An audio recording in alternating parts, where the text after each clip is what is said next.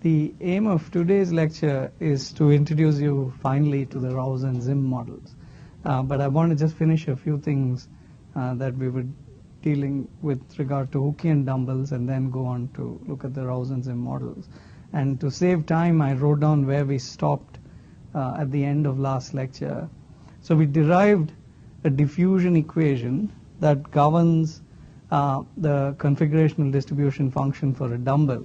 Now, in the general case, this term would be the force law, which need not be specified. But if it's assumed to be a Hookean dumbbell, you can replace that with the Hooke's law. And it turns out in this special case, this diffusion equation actually admits an analytical solution that happens to be a Gaussian distribution. Okay, this QQ here is the second moment of this distribution, and QQ inverse is the inverse of that moment. Now, if you substitute this solution into your governing diffusion equation, it turns out you will get an equation that governs this second moment.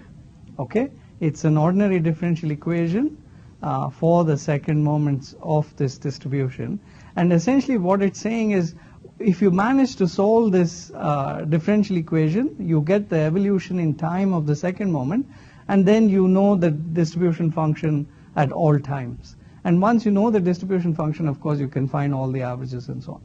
But in general, of course, we have, if you had a nonlinear spring force law, you would not be able to have an analytical solution.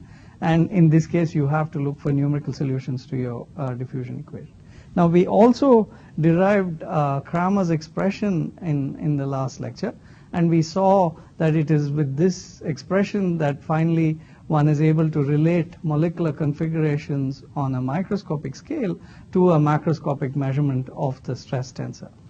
And of course, you notice that you have to evaluate averages, and this is where you need the distribution function. And in the simple case where the force law is Hookean, then Cramer's expression takes this form. Okay. The question arises, do we always have to solve for the distribution function in order to evaluate averages? Okay, because the route seems to be solve the diffusion equation, find the distribution function, carry out these averages, calculate the stress tensor, right? It turns out in some instances actually we can avoid solving the diffusion equation altogether. And that is by deriving an equation that governs an arbitrary average. Okay, and that's what we're going to begin with doing today, namely what is the equation of change for the average of an arbitrary quantity B. So the way we do it is, first we write down the equation of continuity that we had derived last time.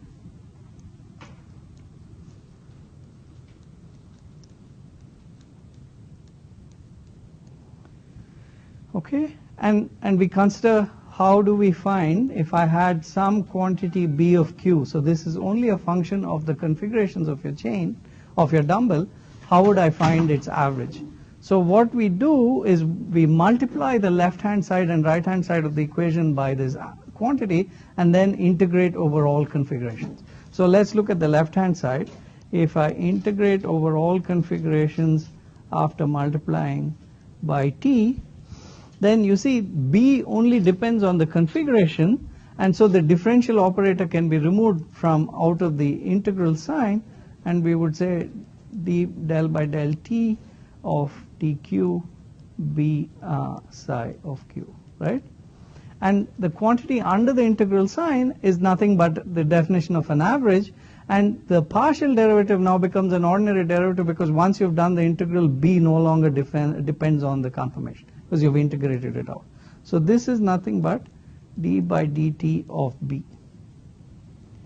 Okay, so the left-hand side gives you the time rate of change of the average. What happens to the right-hand side? So what we want to do is we want to integrate dq, and we had del by del q dotted with q dot psi. And I'm going to multiply this by B, and that's what I want to find, and I had a minus side on the right hand side, right? Now let's look at this quantity.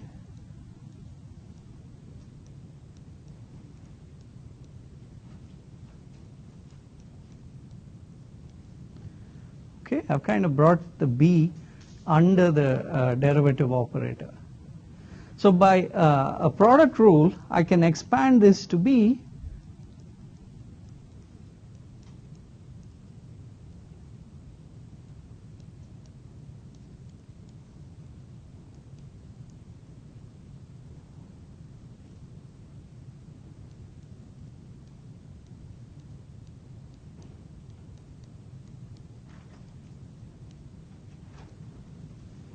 right. Now the second term you notice is nothing but what's under the integrand. Okay, so we can rewrite the integrand as, so that's minus of this quantity minus this quantity, because that is what this would be equivalent to, right? So that would be integral dq of del by del q of q dot psi b minus, and we should say plus, because when minus goes over across to the other side it will become a plus,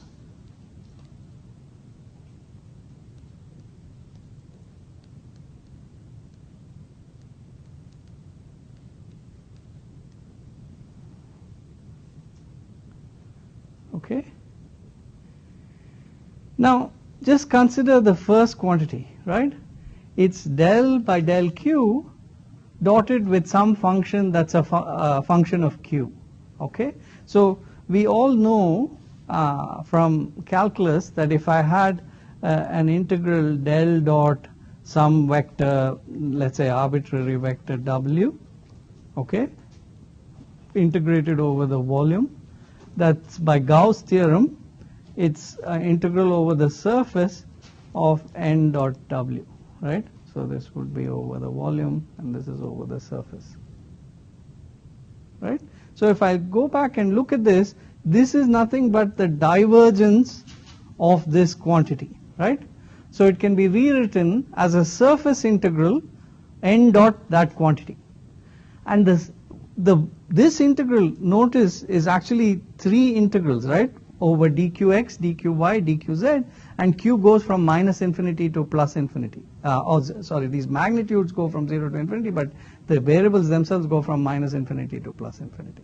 And so essentially we are doing a surface integral. The surface of this volume is at infinity, and we expect that the probability psi tends to 0 as q tends to infinity.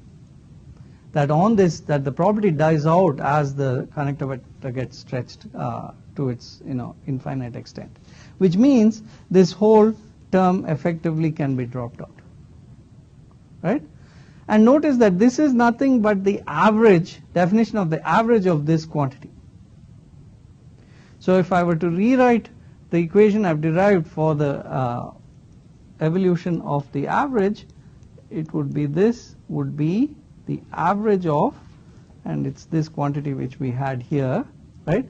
And the sign is positive, the minus sign we've taken care of, q dot dotted with del b over del q. Okay, now what we're going to do is substitute the expression that we had derived for the equation of motion for the bead connector vector. You remember we did a force balance, and we had derived an expression for the bead connector vector that said this is kappa dotted with q, right, minus 2 kbt over zeta times del log psi over del q. This was the Brownian force, right, minus 2 over zeta fc. Yeah.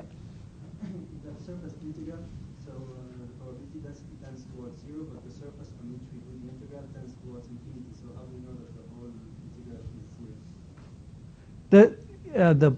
The value of your argument is 0 on the boundary, and so the integrand, I mean the argument is 0 everywhere on the surface. So the surface is infinite.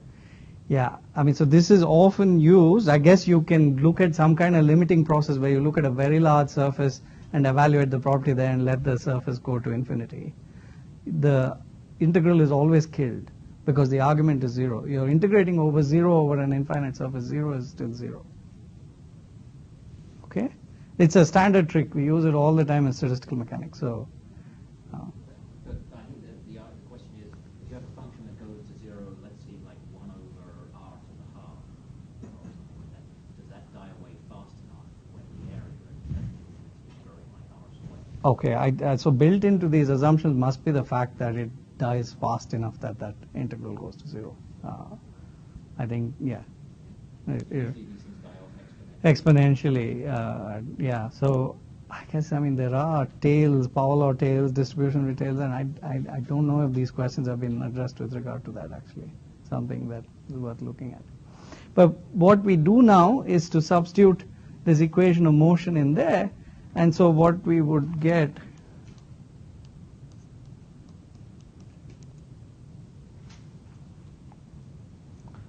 and I had so kappa dot q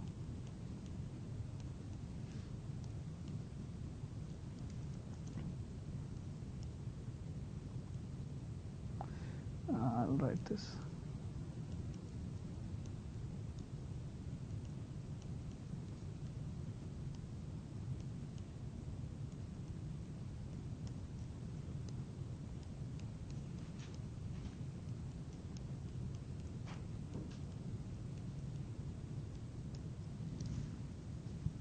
Okay. Let's look at this particular term, the second term on the right hand side, and you'll notice that this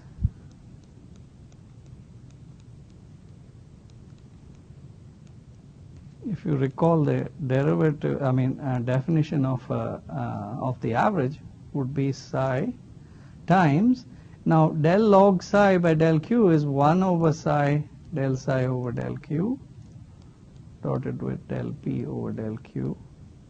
And so the psi cancels, and so let's just look at this one integral. Okay, I'll just keep it there for people writing down. Okay, so we look at this integral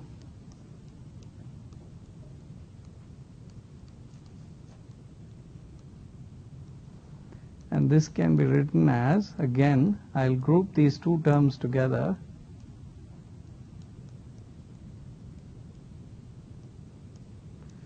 And I'll subtract away the bit that would be left, which would be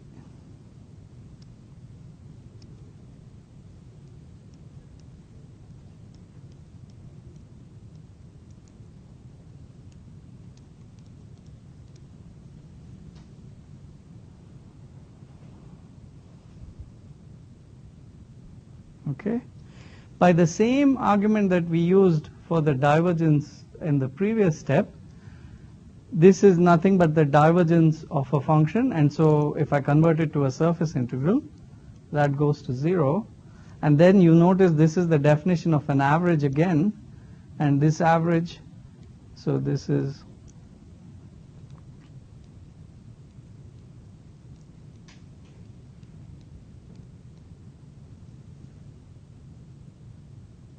okay.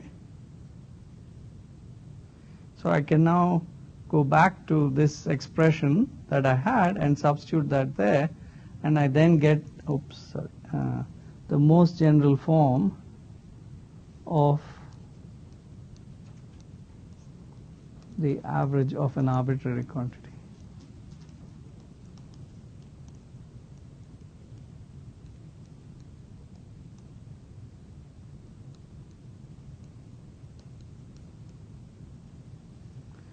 Was the term we just derived.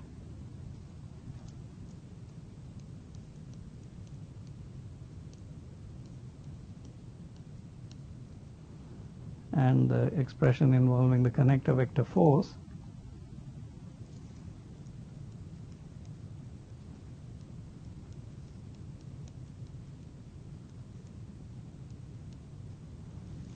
Okay.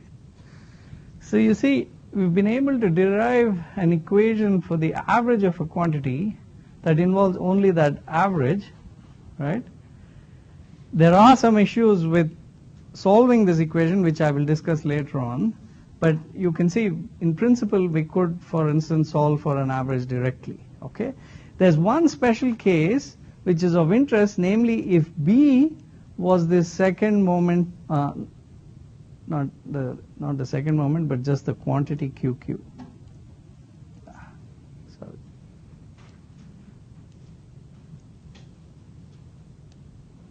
If B is QQ and you substitute it into this equation, I won't do the algebra, it's straightforward, but it would take a while. I'll just write down the result. What you get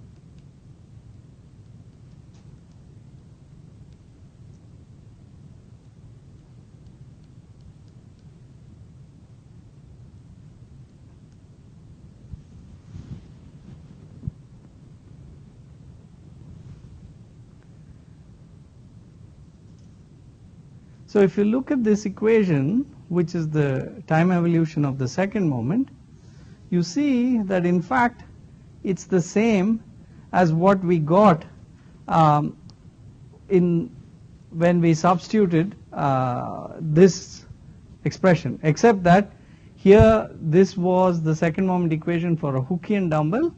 What we've derived is the second moment equation for an arbitrary spring force over here.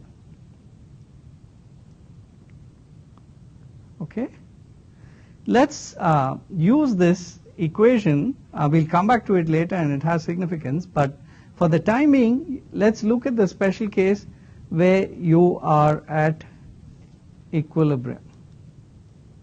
Okay, what happens at equilibrium? You don't have any time dependence, right? And there's no flow. So we're left with this simple expression. And so we can evaluate that average at equilibrium, and you can see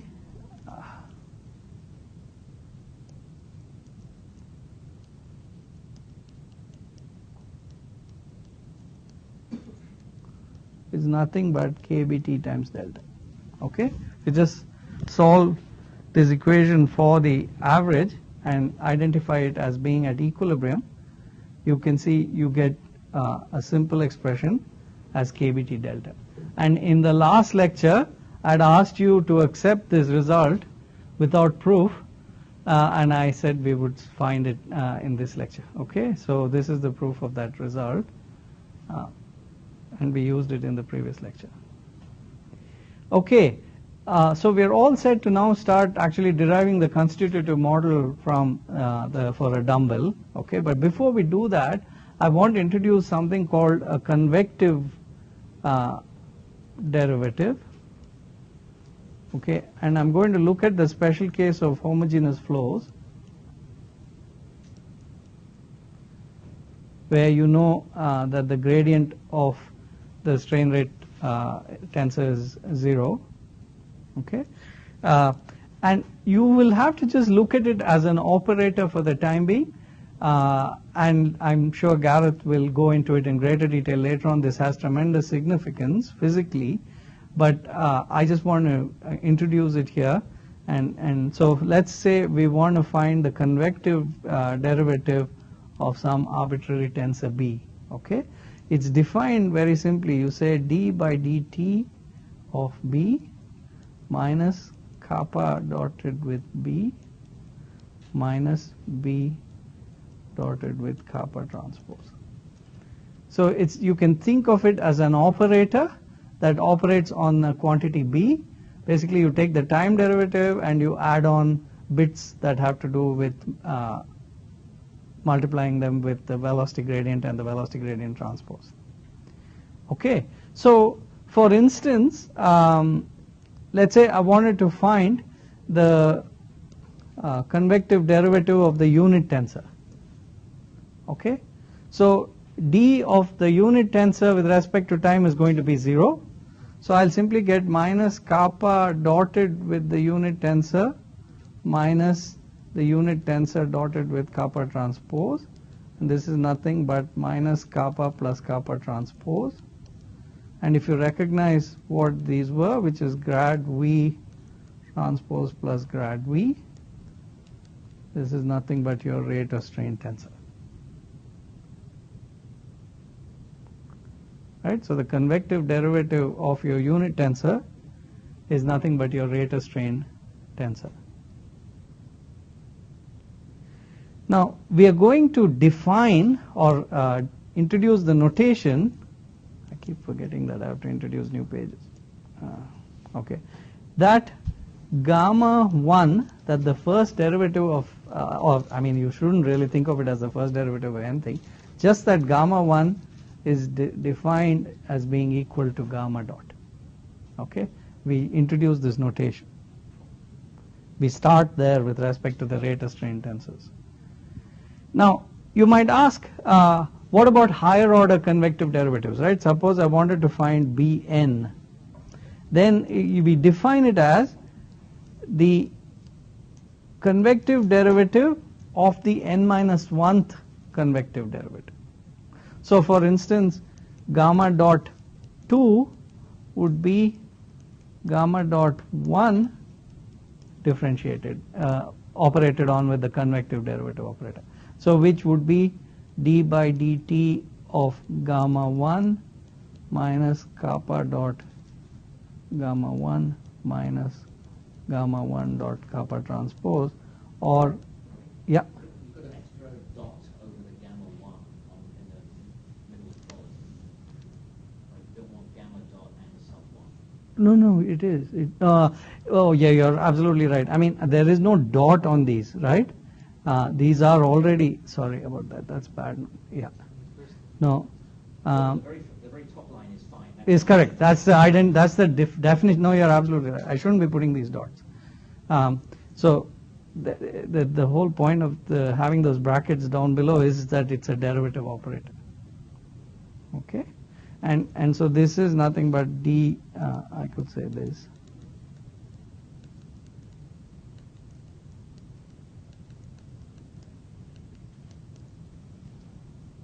Okay, we're just applying the operator here. And what's interesting is we could also find the convective derivative of the second moment QQ.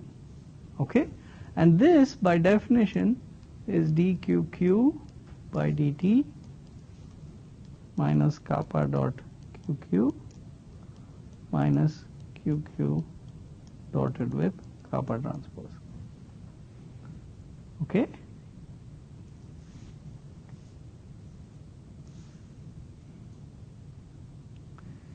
If I go back now to my second moment equation, which I derived down here, and not look at equilibrium but the general case, if I took these two terms to the left hand side, you see it's nothing but the convective derivative operator acting on the second moment. So I could rewrite my second moment equation in this form.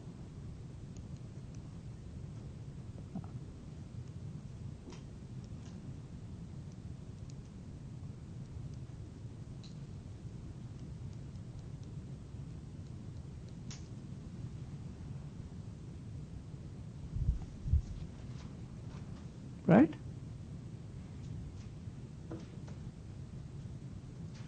Let's now look at Kramer's expression. Okay.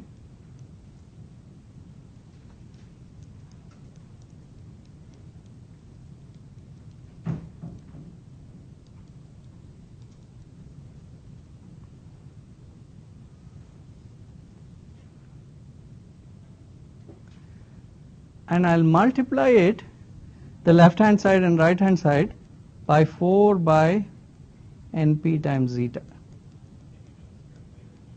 Okay, this will give me minus 4 by zeta QFC, and this will give me plus 4 kBT by zeta delta.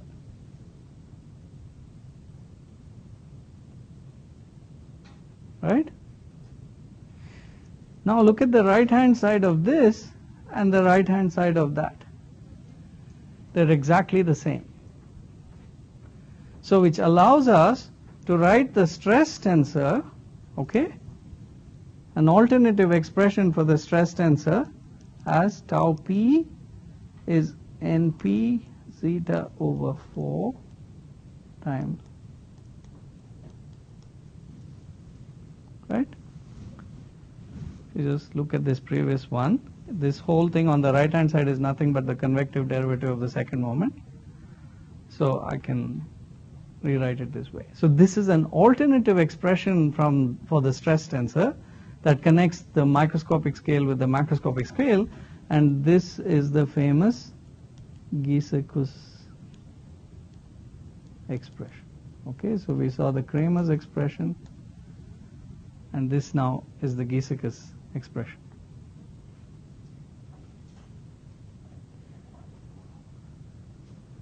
Okay, now we can actually derive a constitutive model for Hookean dumbbells without doing much more. Let's write our Kramer's expression. Well, it didn't have a bracket, right? I don't know if I was always putting a bracket. Yeah.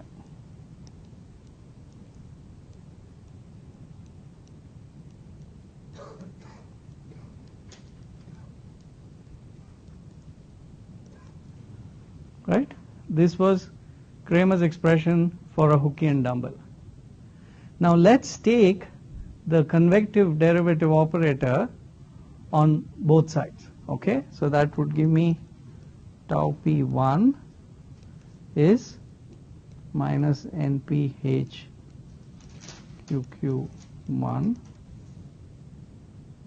Okay, and we saw that the convective derivative of the unit tensor was minus gamma dot or minus gamma 1. So this is minus np kbt times gamma 1. Okay.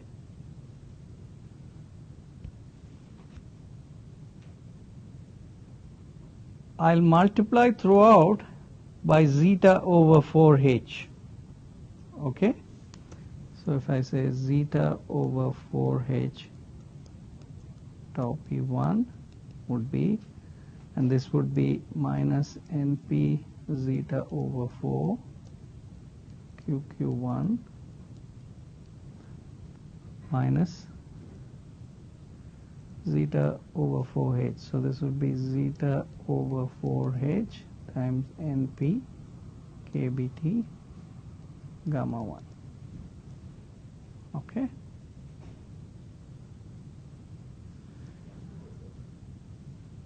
Sorry, is it? Which one? The last one? Yeah, because I've taken the convective derivative of the unit tensor delta, right? And we saw earlier that when we did that, where did I do that? Ah, here we are. See, I had shown that. So I've just taken the convective derivative of the Kramer's expression here, starting with this. Now you see, this is nothing but the Giesecke's expression for the stress tensor, right? I'm going to introduce a couple of quantities. I'm going to say that lambda h is zeta by 4h. Now this has units of time. You can work that out.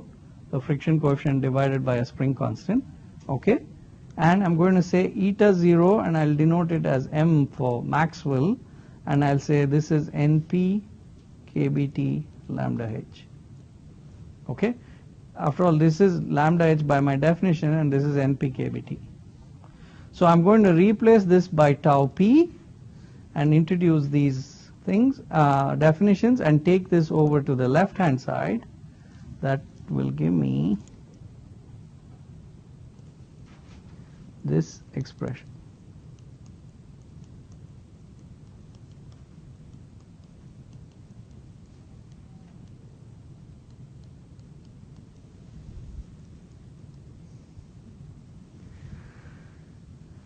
Do you recognize this?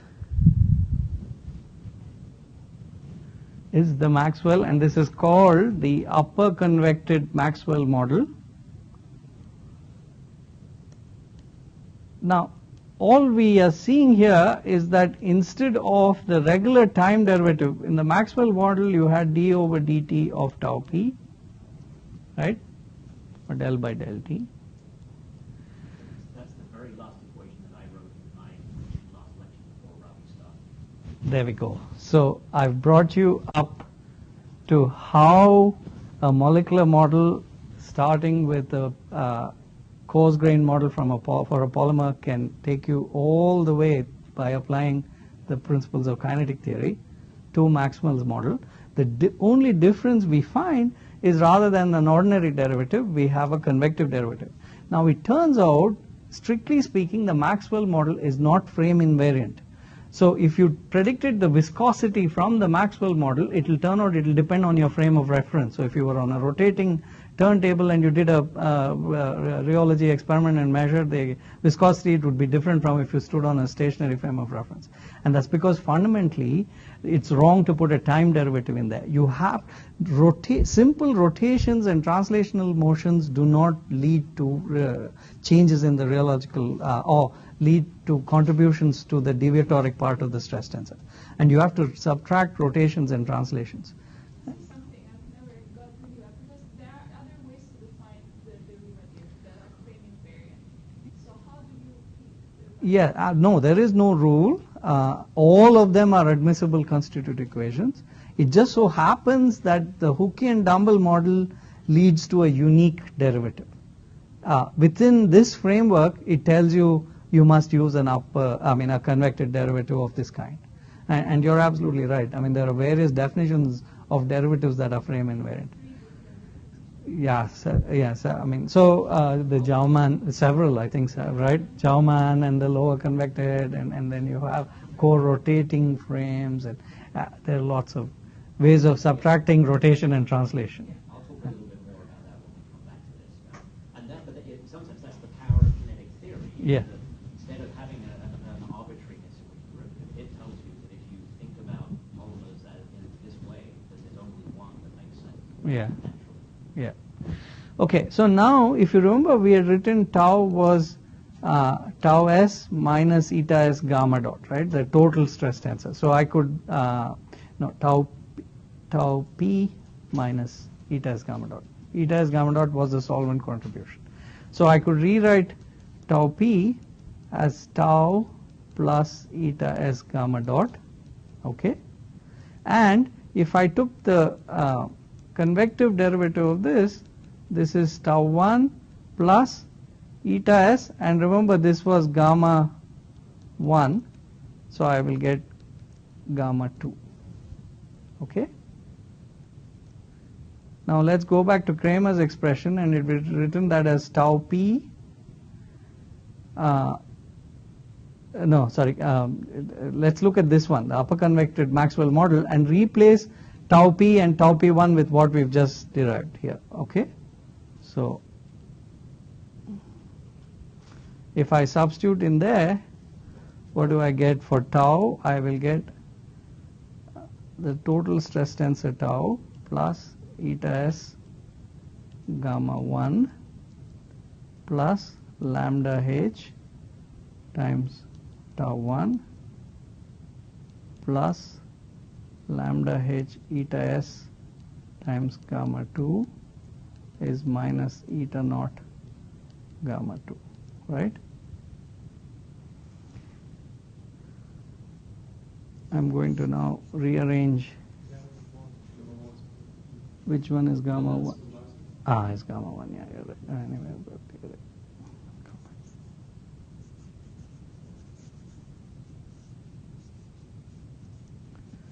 I'll just rewrite this on the left so you can see the algebra. I'll regroup things. I actually, yeah, okay, we'll do it in 2 steps so I don't mess up.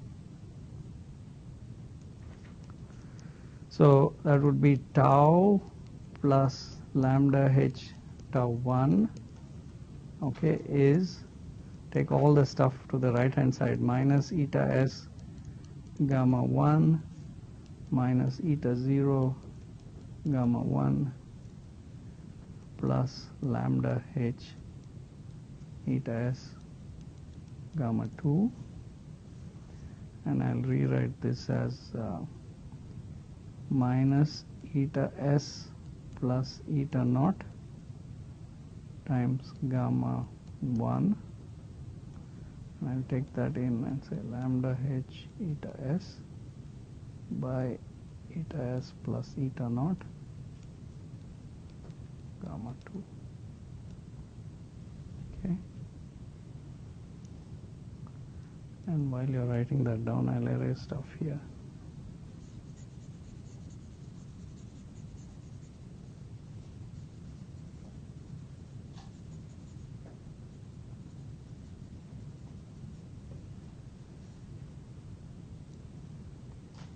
So I'm going to define lambda 1 as lambda h and lambda 2 as lambda h eta s by eta s plus eta naught, and I'm going to say this new, oh sorry, this must be with an m, right, because I had called that Maxwell, so that had an m there.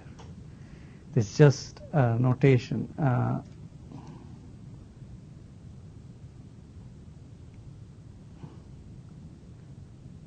No, this is, okay, sorry, I'm being, so this I want to call as eta naught. No, I'm right, I'm correct, and this is eta naught is not lambda h, sorry, it's just this thing here is eta s plus eta. And so I could then substitute these and just call, replace this and this and this. So I would call this lambda 1, and this I would say eta naught, and this is lambda 2. Okay. Now this is the so-called Oldroyd B, or the Jeffries constitutive equation for polymer solutions.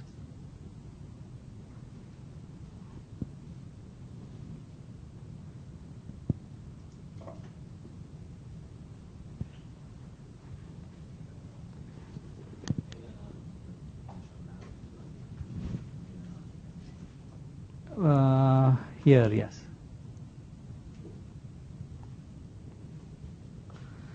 Now, I just want to go back to the Kramer's expression for a minute and show you one useful result, which is, remember, tau p was minus nph qq plus np kbt delta. Suppose I took the trace of the left hand side. You can always think of these tensors as matrices, right? So the trace of that tensor is the sum of the diagonal elements. So this would be tau p xx plus tau p yy plus tau p zz. So I can then take the trace of qq, and what is the trace of the unit tensor? 3, right? And we can see that trace qq is nothing but qx squared plus qy squared plus qz squared, and this is my average q squared of the magnitude. So I've derived that trace tau p is q squared average plus 3 np kbt. Okay. What do we know about q squared equilibrium? We derived this a long time ago, that this was nothing but 3 kbt. Oh, I'm missing. a H somewhere, right? This is NPH. So, yeah.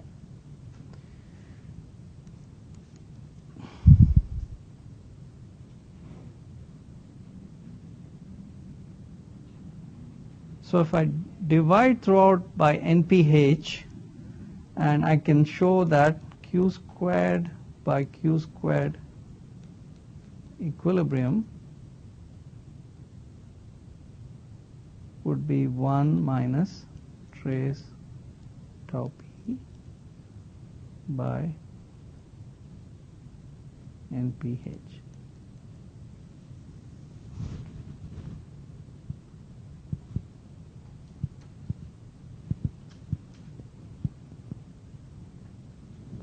Just rearrange terms in the equation above and divide throughout by Q squared equilibrium. So what this is telling me is that if I have information about the macroscopic stress, I actually know something about the stretching of the dumbbells and in a non-equilibrium situation at every point in the flow. That's a powerful result that comes out of this molecular theory, right? It gives us information on molecular stretching just by making a macroscopic measurement. Okay. One last thing I want to do before going on to chains. How am I doing? Yeah, I'm not doing too badly. Okay. So, yeah. It means that basically just the sort of hydrostatic contribution is what gives me the difference between the non-equilibrium and the equilibrium. The deviatoric stress, not the hydrostatic. The tau p.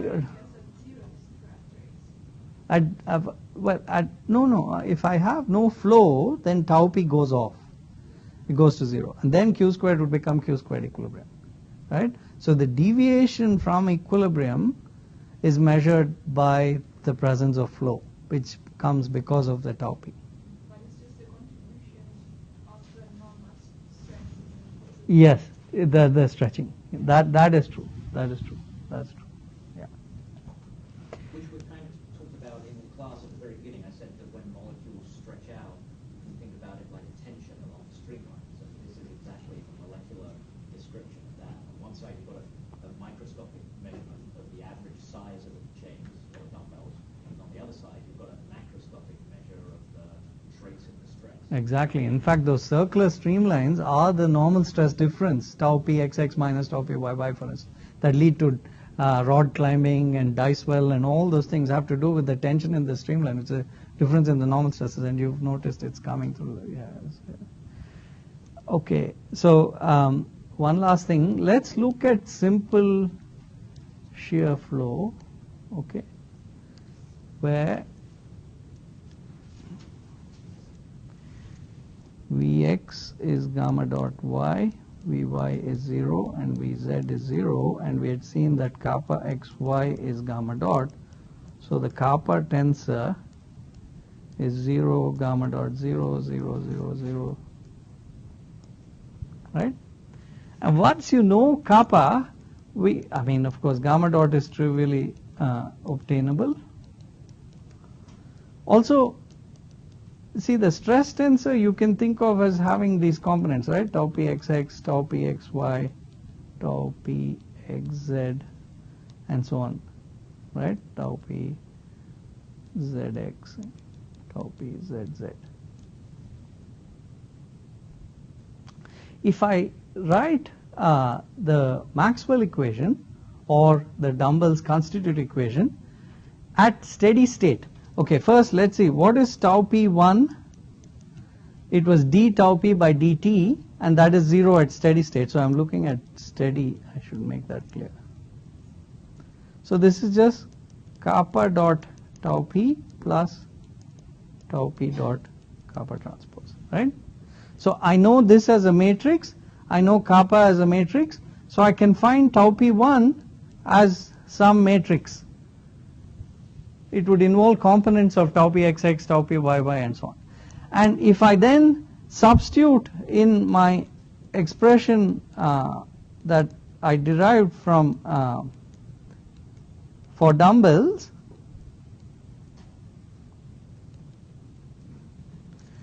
I can solve for the components of the stress tensor, because this is a matrix equation. I have found tau p as a matrix, tau p1 as a matrix from here, and I know gamma dot as a matrix, so it's a set of 9 equations. I can solve for all the components of the stress tensor. And if you recall, the definition of the viscosity polymer contribution was minus tau p xy by gamma dot. The first normal stress difference was minus tau xx, tau p xx minus tau p yy over gamma dot squared, and psi 2 was minus tau p yy minus tau p zz by gamma dot squared, right? So by solving for these components of the stress tensor, you can show that the Dumble model has the following prediction for the material functions.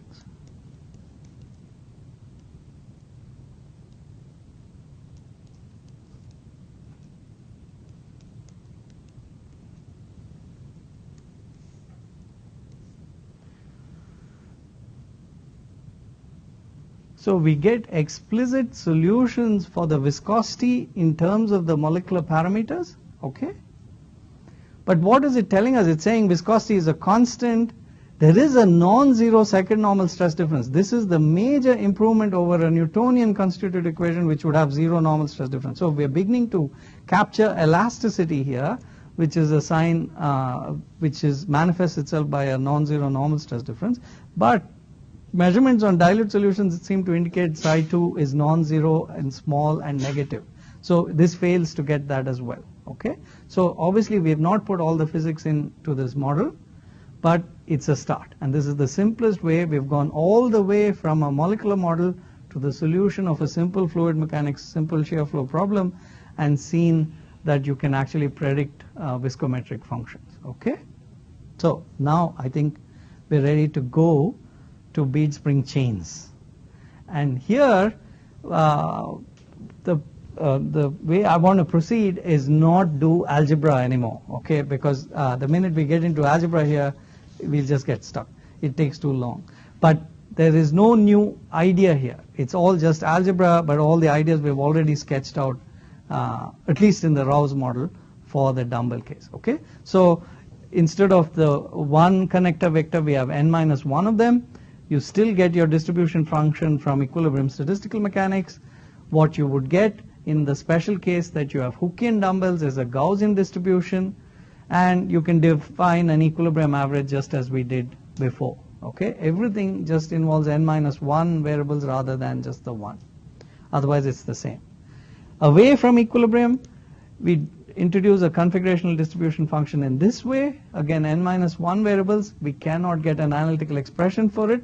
So we have to combine an equation of continuity with a force balance.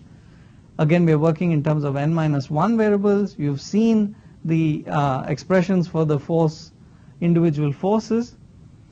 The only new one we're going to look at is hydrodynamic interaction in a little more detail. In the Dumble model, you remember we wrote this expression down and we said, well, we're going to ignore this perturbation to the velocity field that's been caused by other monomers, because that's the simplest model and we don't want to take that into account. Now the Rouse model drops it again, right? It does bead-spring chains but doesn't account for hydrodynamic interactions. The big difference between the Zimm and the Rouse model is the introduction of hydrodynamic interactions. In other words, it keeps V prime nu. So what is V prime nu? It's if you're at a position mu, so here we're calling it mu. If I'm at the location of bead mu, I want to know what's the disturbance to the solvent velocity that's been caused by the presence of the other beads. The way you find it is you write Navier-Stokes equation in the limit of creeping flow, because you drop all the inertial terms. The masses of these beads are very, very small. And at every place where a bead is located, you introduce a point force. And the force is nothing but what hydrodynamic force that bead is exerting on the fluid. Okay? So you write your Navier-Stokes equation, you've got all these body forces at points distributed in the fluid, and you solve the Navier-Stokes equation for the velocity at the particular bead you're interested in, which is bead mu. It turns out, so if you want to find, okay, here we're calling it nu now, if you want to find the velocity perturbation at bead nu, you need to know the forces by each of the other beads exerting at a point, operate on it with something called the Oseen tensor, which actually just depends on the distance between your bead and all the other beads. Okay, this r mu nu vector is the difference between one bead position and the other. If you operate on all the forces and you sum over all of that, you get the velocity perturbation at a point. Okay, now this Oseen tensor is nothing but the solution of the Navier-Stokes equation for these point forces. So we won't go into that, but you will find it in DPL1, I think, the solution of the Navier-Stokes equation for point forces or a sphere, and in fact it's the Oseen tensor that will give you the velocity perturbation. Okay, so the complication that arises in the Zimm model is you account for this v prime nu and you redo all your algebra. So it will turn out as follows.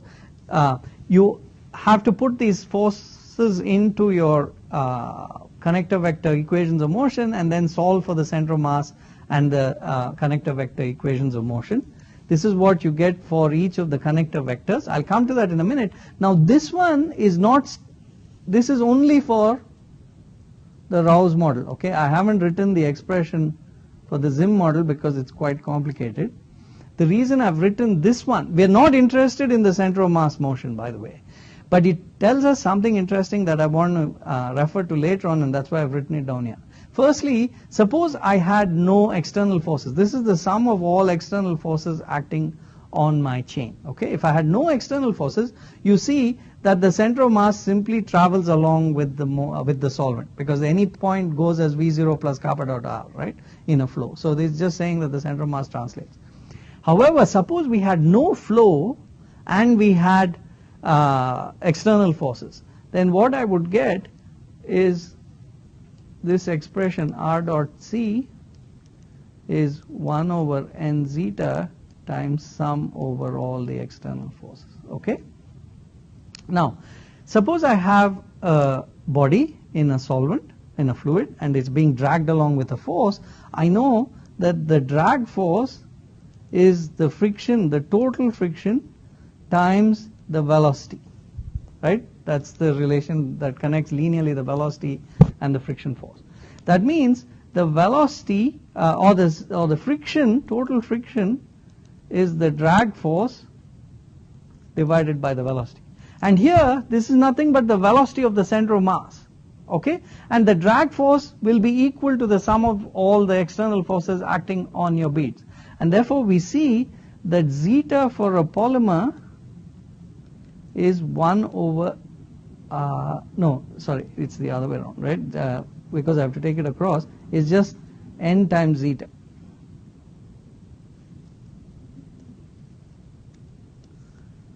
And this is in the Rouse model. So the Rouse model is saying that the friction experienced by the chain is the sum of the friction of each of the beads. Okay, this is a physical insight that we will need later on, and I thought it's important to point it out here. Okay, so coming back to the equation of motion for the connector vectors, notice that there is something new here compared to dumbbells, is this matrix A tilde JK, which is a tensor. Okay, and it has two parts. There's one part here and another that's here. Okay, this part AJK is a scalar matrix that's called the Rouse matrix. Okay, that comes just because the beads are connected to each other, and it's saying that bead n is connected to n minus 1 and n minus 1 to n minus 2 and so on, and that will appear just because we have gone from a dumbbell to chains. Okay, this, yeah. Can I ask the PPST people here? I'm pretty sure Professor Cohen mentioned that as well. Is that right? Yeah, but Yeah.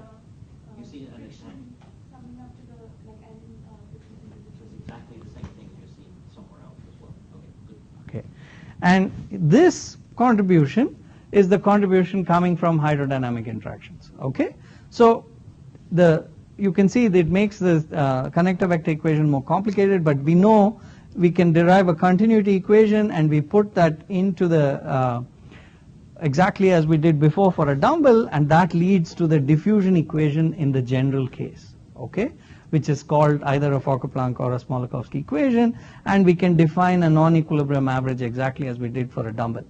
Now remember, we derived an equation for an arbitrary average by multiplying the left hand side and the right hand side and integrating over all configurations.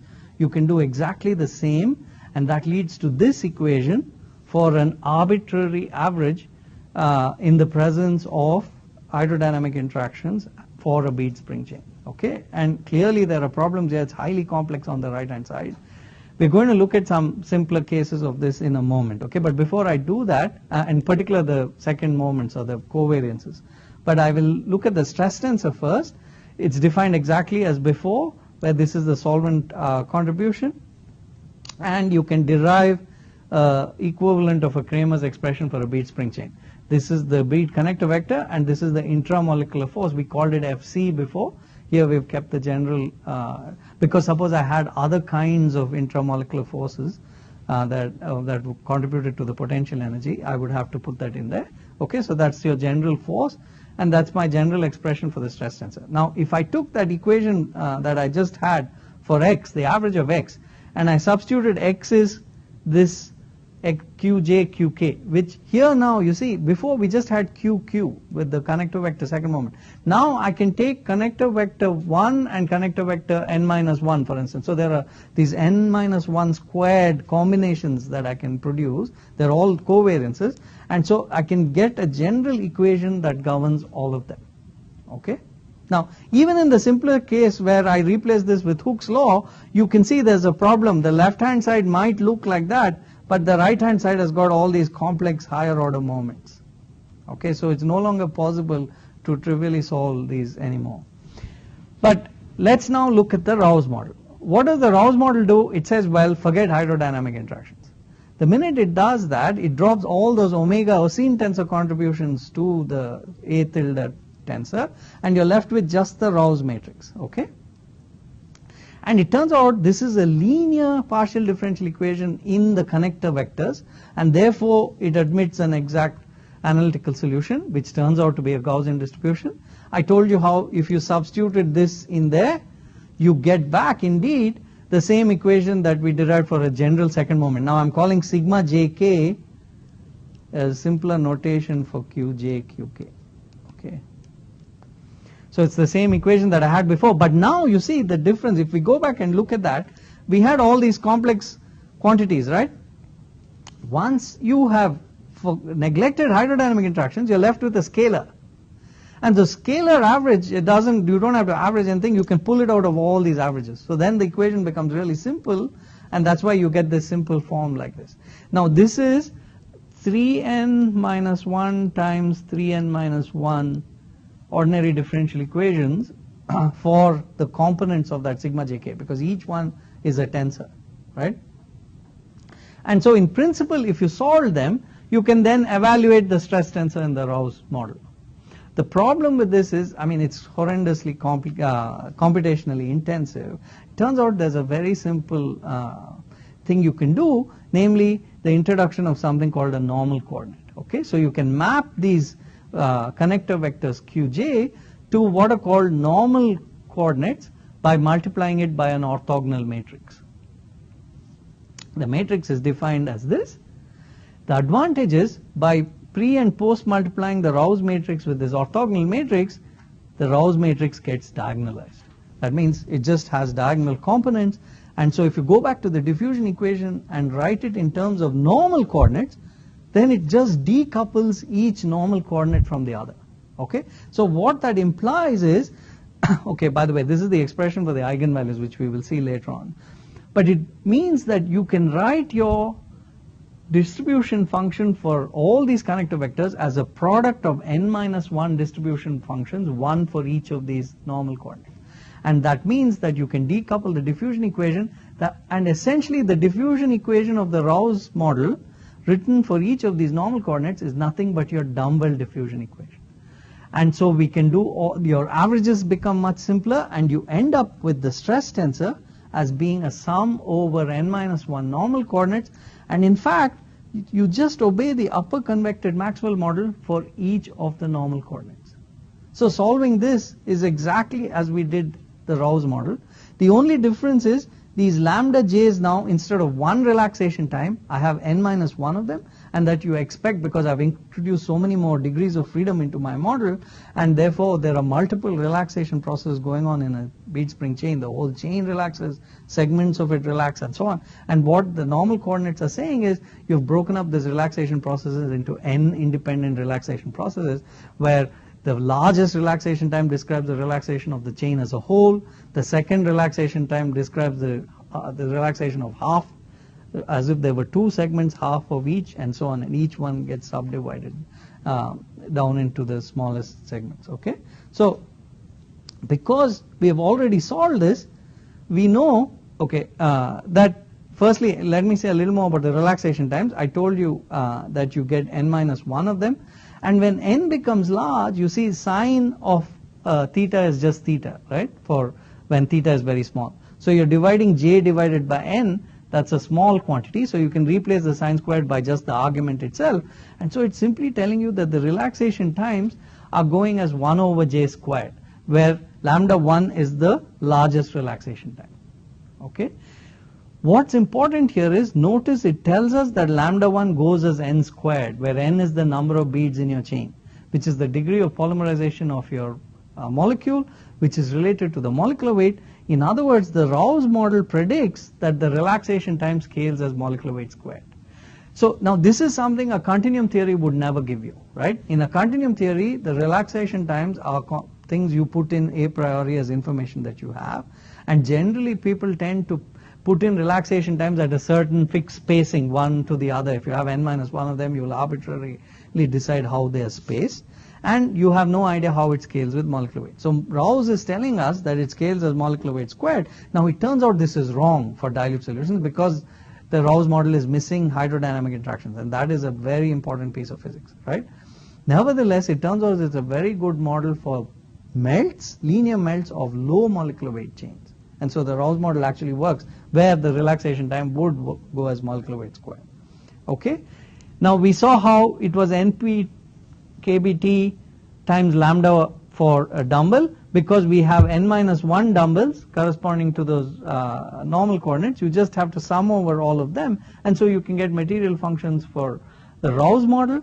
And because we know how lambda 1 scales with molecular weight, and this just becomes a simple sum that can be evaluated, you can get an explicit expression for the viscosity, and it tells you that the viscosity, because lambda 1 is scaling as molecular weight squared, so does the polymer contribution to the viscosity. Again, which is wrong for dilute solutions, okay, but which is correct for linear low molecular weight melts. Now, it tells you also that the relaxation times are spaced one to the next in a very particular way. You cannot choose these arbitrarily. The Rouse model decides how they have to be spaced. Third power. Okay, so let's look at the Zimm model now. What do we do and what's special about it? Now, in this case, I've left hydrodynamic interactions as they were originally derived, with all the Oseen tensor form, and when you look at this second moment equation, we saw there are these complex higher order moments on the right hand side, and therefore this can't be solved. So it turns out this is called a closure problem, okay, that the left hand side is in terms of second moments, the right hand side is in terms of higher order moments. So you need to make a closure approximation to reduce the right hand side to also be in terms of second moments. So the most successful one is the so-called Gaussian approximation, okay, which was introduced by Hans Christian Oettinger. I don't have time obviously to discuss it. I've uploaded a review paper on hydrodynamic interactions that discusses all these things in detail for those who are interested. But what Zimm did was to say, well, I'll replace this unknown A tilde matrix by its equilibrium average. Okay, once you replay a fluctuating quantity by its average, you can pull it out of all the averages, and therefore it turns out that the second moment becomes closed, right, and it becomes linear. The diffusion equation becomes linear, and you can then solve it as a Gaussian distribution, exactly as we did for the Rouse model. Okay, but if you took the equilibrium average of the Oseen tensor, which is what is there in this A tilde matrix, you come across this 1 over r mu nu equilibrium average that you have to evaluate. And we know that at equilibrium, the r mu nu we saw was distributed as a Gaussian distribution, right, for between any two beads. So you can actually calculate this average for equilibrium distributions, and this is what you get. So you get the Rouse matrix. So this A tilde now is the equilibrium average of the tensor we had before. You get the Rouse matrix plus this contribution that's coming from all the hydrodynamic interactions. And the left hand side is called the modified Rouse matrix. Okay? And H star is the famous hydrodynamic interaction parameter. It just is proportional to the bead radius. But the point is that we are redoing Rouse theory, but all that we have to do is replace wherever we had this Rouse matrix by a modified Rouse matrix, okay, which is still a scalar again. But it accounts for hydrodynamic interactions in a pre-averaged, equilibrium averaged way. And if you did that, you can again go to normal coordinates, right, and diagonalize your modified Rouse matrix. We now have Zimm eigenvalues as opposed to Rouse eigenvalues. The difference is you saw previously that there was an analytical expression for these eigenvalues. In the Zimm case you don't. You have to solve for them numerically. But this is how you would define your relaxation times in the Zimm model, and it turns out it goes as 1 over I power 3 by 2 by accounting for hydrodynamic interactions. And which means if you were to plot your storage and loss moduli, and in this regime where you get this 2/3 scaling, the lines are the Zimm model predictions and the dots are experimental data, and the Zimm model is astonishingly accurate for linear viscoelastic properties, okay? And it also tells you, well, that the viscosity can be calculated if you know the longest relaxation time, and that scales as molecular weight to the power of 3 over 2 rather than squared in the Rouse model, and that is also observed for dilute polymer solutions. So it gets the correct molecular weight scaling of the zero shear rate viscosity, okay? I don't remember how many years apart were Rouse and Zimm. There weren't very many at all. No, not many at all. No. 49 and 54 or something like that, ballpark, yeah. So in the last few minutes, I just want to say a little about the fact that you can approach a lot of this differently through the notion of a scaling law, and that you can actually get a lot of physical insight, but you have to put a lot of physical intuition into development of scaling law. And so I'll just briefly talk about how you can get the results we've just been talking about, right? Here we saw that the in the Rouse model that the friction coefficient of the chain as a whole scales as n times the friction coefficient of each bead, which means it scales as molecular weight, right? So if I had a chain that's being dragged through a solvent, the Rouse model is saying, well, the total friction is the sum of all the bead frictions. What the Zimm model says, on the other hand, is that hydrodynamic interactions make the beads drag the solvent along with it rather than leave the solvent behind. So the chain behaves like a ball with all the solvent inside, and the whole thing is translating, okay? And that means that the friction coefficient is not the sum of all the bead friction coefficient, but rather the friction coefficient of a ball which has the size of my polymer coil.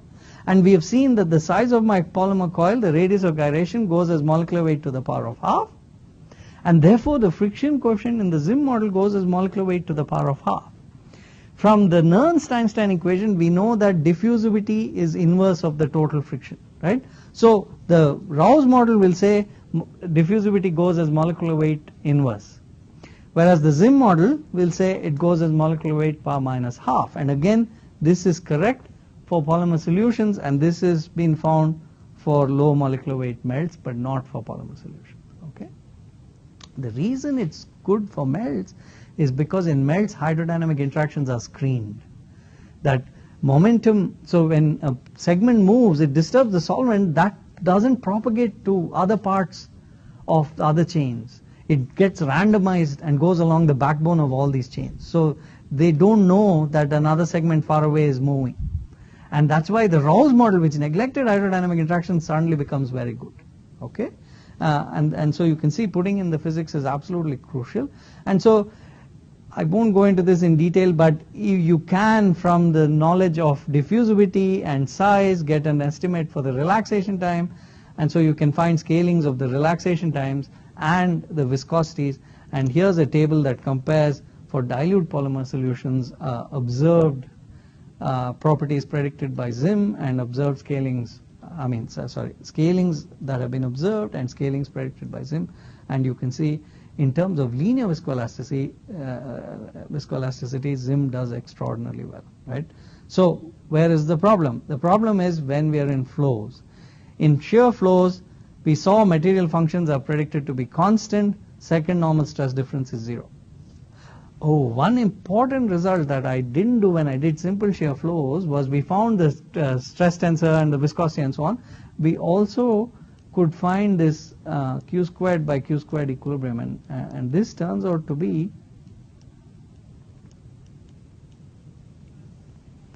a prediction of the dumbbell model for stretching in a shear flow, which you just get from the trace of tau p, you remember? And so we had solved for the stress tensor components, you can also predict this.